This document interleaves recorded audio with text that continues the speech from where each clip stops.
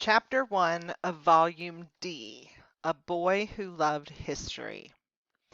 When World War I ended, many Americans decided to live it up, go to movies, drive cars, and cheer baseball stars. Yes, there was unemployment and hardship, but mostly there was prosperity.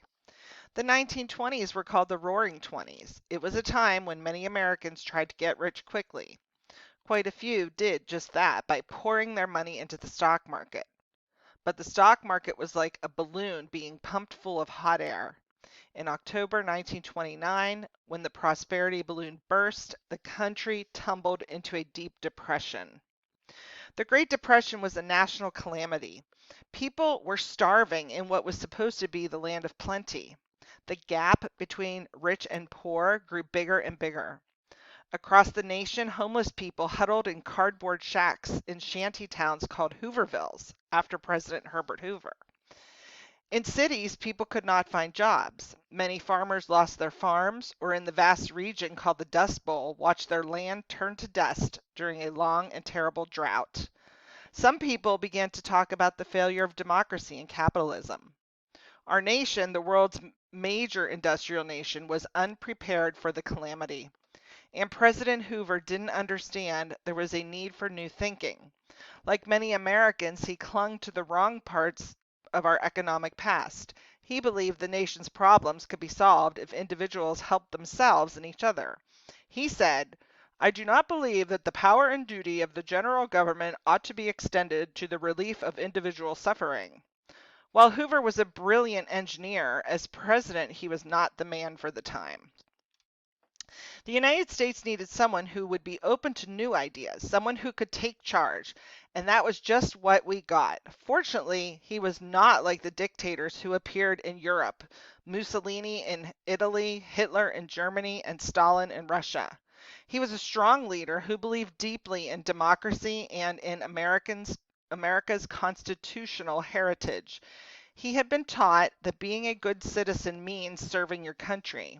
His name was Franklin Delano Roosevelt, and he became the most loved president since Abraham Lincoln, and also the most hated since Abraham Lincoln. He was one of the most dynamic, active men in all of American history, and that is amazing because he could hardly stand up by himself. Franklin Roosevelt's family was full of stories, and all of his life he listened to them. His father, James Roosevelt, could remember the Civil War. He told Frank stories of Abraham Lincoln and of the general who gave Lincoln a hard time, James' friend, General George B. McClellan. Franklin Delano Roosevelt loved history. He loved the way history can connect you to past times. His own family connections went way back into early American history. The first American Roosevelt was a Dutch farmer named Klaas. He lived in New York about 1650. One of Klaas's grandsons started the branch of the family that led to Franklin. Another grandson had descendants who included Theodore Roosevelt and Eleanor Roosevelt. We'll get to her soon. When Franklin was growing up, his father liked to show him a teapot that had belonged to Franklin's great-great-grandfather, Isaac Roosevelt.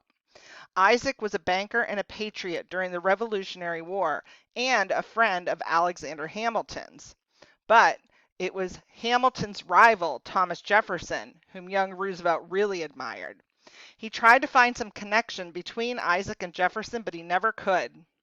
Years later, when Franklin Roosevelt became president, he tried to be like Jefferson and concerned himself with the average citizen, whom he called the forgotten man. However, he also believed, like Alexander Hamilton, in the importance of a strong federal government.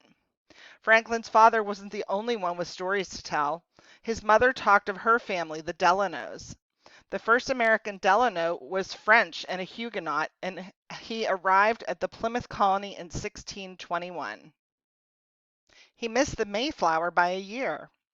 It was love that brought him to America. He was in love with Priscilla Mullins. She must have been special. Miles Standish and John Alden loved her too. She married Alden and rejected the Frenchman Philippe Delanoë, who was some years later married to an Englishwoman named Hester. Then he dropped the ye from his name and became Delano. The Roosevelts and the Delanos prospered in America. Most of them, like Theodore Roosevelt, became Republicans, but James Roosevelt, Franklin's father, was a Democrat. When Frank was 5 years old in 1887, his father took him to meet Grover Cleveland. Cleveland was the first Democrat to be president in 28 years. James Roosevelt had contributed money to help him get elected. But being president is no easy job. The day FDR visited, the chief executive was tired. "My little man," said the huge president to the small boy dressed in a sailor suit standing in front of him, "I am making a strange wish for you. It is that you may never become president of the United States." Well, you know how kids are. Just tell them what you don't want them to do, and that is what they will go for. So it may have been that day that Franklin Delano Roosevelt first got the idea that he would like to be president.